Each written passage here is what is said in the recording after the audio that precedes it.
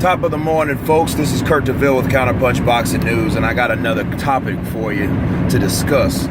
A lot of questions been going on about Miguel Cotto in the forums, on the pages, running down the articles. Should he fight again? And do people really want to see him? Yes and no. Mainstream Miguel Cotto, I think not. I think that Miguel Cotto went a whole year without fighting anyone. Did we really miss him? A tad bit. I can say personally, I did miss Miguel Cotto, but only for selected fights. So let's face it, Miguel Cotto's only going to fight so many fighters. He's not going to be that guy that gets out there and fights the best or the toughest or the most dangerous. He's not going to do that. Not in his time in his career. In fact, if anybody wanted to see him fight anyone, I personally wanted him to fight Juan Manuel Marquez, because Marquez is the guy similar on the same playing field in his career. He's made his highlights, he's made his legacy. Cotto with Margarito, Marquez with Pacquiao. They've defeated their rivals. Loss, wins, defeats. And I think that fight should complete Miguel Cotto. It should be the last older battle between Puerto Rico and Mexico. That's my take on it. But as far as him going out there and fighting James Kirkland, hey, I want to see the fight. I want to see what Miguel Cotto has left, but his skin is really thin, man. He cuts and bruises really easy. James Kirkland, he doesn't have a chin. I see him beating Kirkland in a boxing match, but Kirkland, again, comes right at you. So I think, it depends on the size differential, because Miguel Cotto, Kirkland and Canelo are around the same size. So they rehydrated at least, I know they were around the same size. If you looked at them both in the ring, one was no bigger than the other one. And when Cotto got in the ring with Canelo, of course, he looked significantly smaller than Canelo did. And they're the same height. They're only like 5'8", they're only like 5'8". These are not really big guys. But Canelo came in super huge. Maybe, Canelo, of course, is getting bigger. He's younger. He's a young dude, and I'll get back to him later. So it depends. Can James Kirkland bully him around? Miguel Cotto will use the ring. He will box, just like he did in the Canelo fight. I don't think he'll have to worry about counterpunching with James Kirkland, But I think he can get Kirkland out of there. That's a good pick for him. But the thing is, how demanding is that fight? That's another question. From a scale from 1 to 10, I'll give it a 6.5. You know what I'm saying? Because I don't really see it being just a star attraction. Because again, he should have fought Juan Manuel Marquez last year. But him and with the diva ways, he didn't want to fold. So he took a whole year off, which he shouldn't have done. He should have stayed consistent. And that might be the advantage for James Kirkland because of Miguel Cotto's inactivity. However, James Kirkland got knocked out cold and he ain't fought in a while. So he might be neck and neck. You know what I mean? But it is an interesting fight nonetheless. He could have done a whole lot worse, but he could have done better,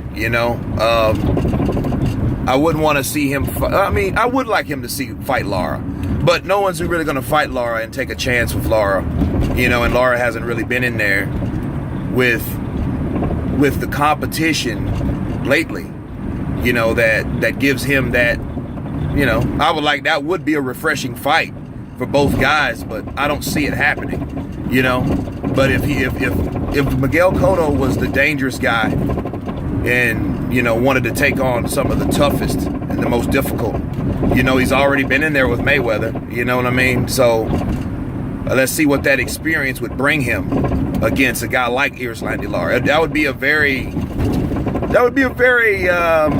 complicated fight, I feel, but, again, he's picking Kirkland. That's a safe bet, but Kirkland does have punching power. He has good power. So we just got to see and wait till it happens. Hopefully it does happen, because I do want to see Miguel Cotto in the ring. But I don't want to see him hurt, man. You know what I mean? Because Miguel Cotto, he's made his money. His legacy has been sealed. He can retire tomorrow, and everybody will understand. You know what I'm saying? It won't be like, oh man, why did Miguel Cotto retire? Because he's been in there with everybody. I mean, literally everybody. Except Golovkin, but no one has really been in there with Golovkin. No one wants to take that chance. But you name it, Pacquiao, Mayweather, Canelo Alvarez, he's been in there with everyone. Mosley, Margarito, he's been in there with everyone. So, as far as I'm concerned, his legacy is done. He has nothing else to prove in the sport of boxing. Live his life, take care of his children, and take care of that wife of his. You know what I'm saying? So, family first. But anyway, that's just me, my take on it. I did say I was going to touch Canelo Alvarez just for a second. And, Canelo Alvarez, he fought, and I feel Canelo Alvarez beat Miguel Cotto. So that I wouldn't want to see a rematch between them two, but you wouldn't be surprised that fight took place, because, you see a lot of unnecessary fights that take place. Like Danny Jacobs and Sergio Mora, they fought twice. So he spent all year fighting this guy. You know what I mean? Just simple fights like that. But Canelo is a much bigger guy than a lot of people give him credit to. He really needs to stop. He really does need to stop drenching himself, because I think he's really starching himself to make 154. Because he's not Miguel Cotto. You can see that when they got in the ring, when he hydrated. And that's one of the key indicators when a fighter rehydrates at a huge amount like that, he's not in the correct weight class, that he should be fighting in. So, Vinny Pazienza for one, I just saw that movie. It was a decent movie, but one of the problems, he was trying to fight at 140, where he wasn't a 140 pounder, and his punching power was a lot bigger and a lot better at a higher weight class, So Canelo Alvarez really should do that. Because he can punch. He's still young. That's why he can still make weight like that. But still, it's not really I don't think it's benefiting him any. He's not Oscar De La Hoya. I know there's a such thing as following someone's footsteps and, kind of duplicating and emulating their legacy and the things that they do in the sport. However, they're two different people. Canelo Alvarez, he's a little shorter, but they're same size. But Canelo Alvarez, he's shorter, but he's wider. He's thicker. He has more girth. He's not Oscar De La Hoya. Oscar De La Hoya was a taller, leaner guy, So, but he should give that up. But anyway, that's me touching on that topic. But anyway, show your comments and concerns. This is Kurt DeVille with Counterpunch Boxing News, and you've been counterpunched. Peace.